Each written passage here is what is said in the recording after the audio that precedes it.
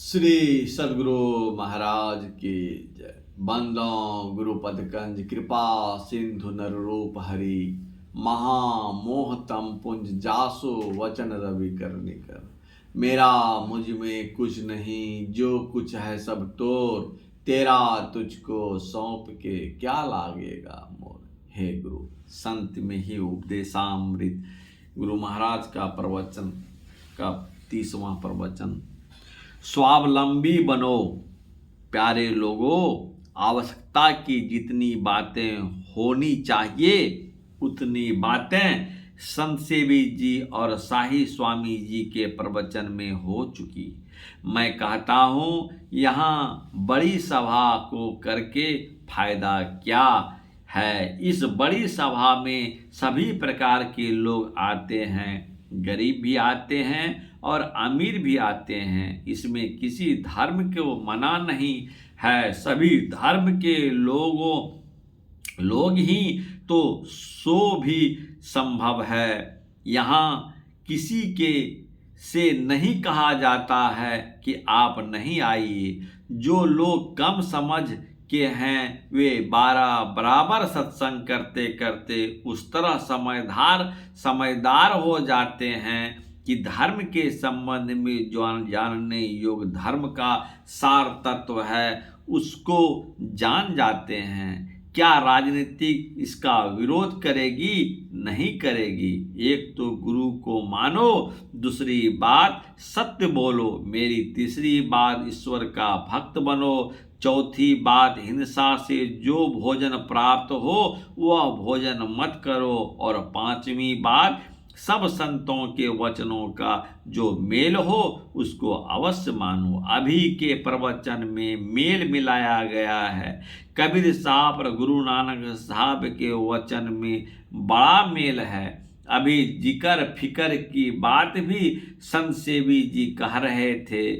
एक संत हुए हैं जगजीवन साहब, उन्होंने कहा है, जिक्र करके शिखर हेरे फिकर रान कार की। जगजीवन साहब क्षत्रिय थे और शिव नारायण स्वामी भी क्षत्रिय थे। शिव नारायण स्वामी कहते हैं, निहारो यारो गुरु मूर्ति की ओर, गुरु मूर्ति सुरती बिच निरखो, तब उर होत इंजोर, झूठत कर्म तार सब टूटत, फूटत कठिन कठोर, शुभ आरु अशुभ कर्म ना लागे, जागी धरो गृह चोर, शशि ना सूर्य दिवस ना रजनी, नहीं शाम नहीं भोर, आप देखे तो कर्म मिटावत शिव नारायण और। ये गुरु ध्यान बताते हैं। ये कहते हैं, जीव पाले ओ मारे नहीं, अर्थात जीव का पालन करो, मारो नहीं। इस तरह अपने देश में जो संत लोग हुए वे कहते हैं, संत उत्तरी भारत में हुए और दक्षिण भारत में भी हुए। जैसे पूर्व में चेतन महाप्रभु जो संकीर्तन करते थे, वैसे ही दक्षिण में तुकाराम जी थे। इनको शिवाजी ने कहा था, आप मेरे गुरु बन जाइए। तुकाराम जी ने कहा, नहीं, समर्थ रामदास जी तुम्हारे गुरु होंगे, तुम उनसे दीक्षित हो। समर्थ रामदास जी दया की खान और परम त्यागी थे। एक दिन भिक्षा मांगते मांगते उनको दोपहर हो गया। शिवाजी के यहाँ आए, वे टेर लगाते थे, जय जय समर्थ जी रघुवीर की, इसलिए उनको समर्थ रामदास जी लोग कहते थे।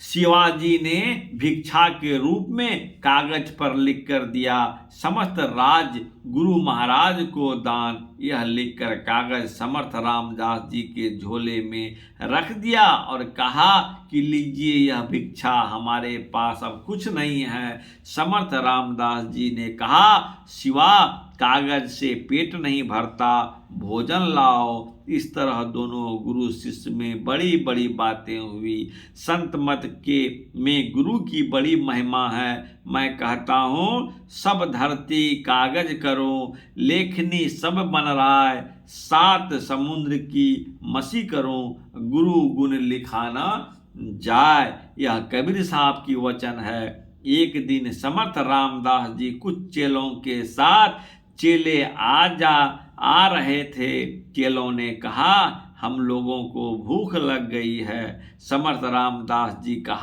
ने कहा, देखो खेत में मकई के भुट्टे बाली लगे हुए हैं, खा लो। शिष्यों ने वैसा ही किया। तब तक में खेत वाले आ गए। वह गुस्से में आकर समर्थ रामदास जी को मकई के डंठल से मार बैठा। समर्थ रामदास जी ने मार बर्दाश्त कर गए और शिष्यों से कहा, शिवा को यह बात मत कहना, नहीं तो इसे भारी दंड देगा। जब समर्थ रामदास जी शिवाजी के यहाँ पधारे तो शिवाजी उनको स्नान अपने से ही कराने लगे। पीठ पर मार का दाग देखकर अन्य शिष्यों से पूछा कि यह दाग इनकी पीठ में कैसे आया। सब के सब चुप थे, कोई कुछ बोलते ही नहीं थे। शिवाजी ने कहा, सही सही बोलिए, नहीं तो आप लोगों को ही इसका दंड भोगना पड़ेगा। तब उन लोगों ने उस किसानों का नाम कहा जिसने समर्थ रामदास जी को मारा था। उसको शिवाजी ने पकड़वा कर अपने सामने मंगवाया। शिवाजी के डर से वह किसान बहुत ही कंपित हो रहा था। समर्थ रामदास जी ने कहा, शिवा देखो, तुम्हारे डर से यह बहुत दुखी हो रहा है, इसे क्षमा कर दो, इसका मालगुजारी माफ कर दो। यह सब नमूना दूसरों से होना मुश्किल है। दादू दयाल जी लकड़ी चुनने के लिए जंगल गए। एक बाबू घोड़े पर चढ़कर आ रहे थे। दादू दयाल जी सिर पर बाल बनाए हुए थे। उनको मुंडित सिर देखकर बाबू के मन में हुआ कि यात्रा पर मुंडे सिर वाला से भेंट हो गई, यात्रा अशुभ हो गया। इसलिए उसे बाबू ने दादू दयाल जी के माथे पर कोड़े से ठोकते हुए कहा, दादू दयाल जी का घर किधर है। दादू दयाल जी बड़े गंभीर संत थे।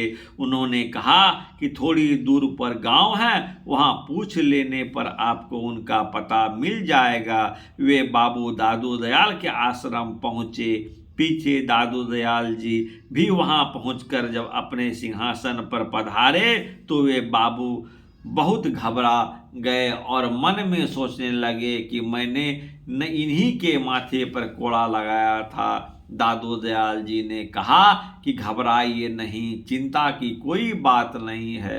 अरे देहात की सब माई दाई मिट्टी का बर्तन खरीदने जाता है तो वह कितनी ठोकरें मार कर लेती है कि बर्तन पका है या नहीं। उसी तरह तुमने मेरे सिर पर ठोकर मारकर जांच कर ली तो क्या हर्ज है। कबीर साहब, गुरु नानक साहब के बातों में बहुत इतिहास है, लेकिन सबका सार यही है कि सबका ईश्वर एक है। ईश्वर को जानने के लिए ज्ञान जानो, आत्मज्ञान को जानो। हमारे गुरु महाराज कहते थे कि सेल्फ सपोर्टर, स्वावलंबी बनो, अपनी कमाई से खाओ। उनको अपनी कमाई का अपना कुछ था भी।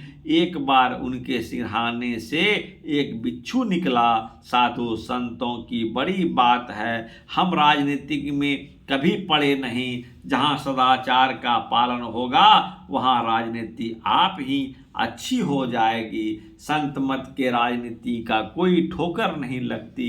बड़े आदमी, छोटे आदमी, सबका आदर संत मत में है। जो पढ़े लिखे नहीं हैं वे भी सत्संग करते करते सीखें, जो पढ़े लिखे हैं वे भी समझें। मोटा ध्यान करो, बारीक ध्यान करो। मोटे ध्यान में इष्ट के रूप का ध्यान करो और बारीक ध्यान में ज्योतिर्मय बिंदु का ध्यान करो। तेजो बिंदु परम ध्यानं विश्वात्मा ही सस्तम, अर्थात हृदय स्थित विश्वात्म तेजस्वरूप बिंदु का ध्यान परम ध्यान है। इन्हीं सब बातों को लेकर अपने अपने घर को जाइए। जो कुछ सुने हैं उसको याद करते रहिए। जो साधन जानते हैं उनको करते रहिए, जो साधन नहीं जानते हैं वे तो किसी जानकार से जानकर साधना कीजिए। यह संस्कार मन पर पड़ा रहेगा। जन्म जन्मांतर में कुछ इसके संस्कार के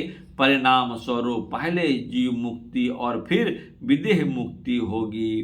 प्रातः स्मरणीय अनंत विभूषित परम पूज्य सद्गुरु महर्षि में ही परमहंस जी महाराज की 17वीं जयंती के उपलक्ष्य में 29 अप्रैल 1980 ईस्वी को पाघड़ आश्रम के सत्संग हॉल में सत्संग का आयोजन किया गया था। उक्त अवसर पर ही यह प्रवचन हुआ था। श्री सद्गुरु महाराज की जय।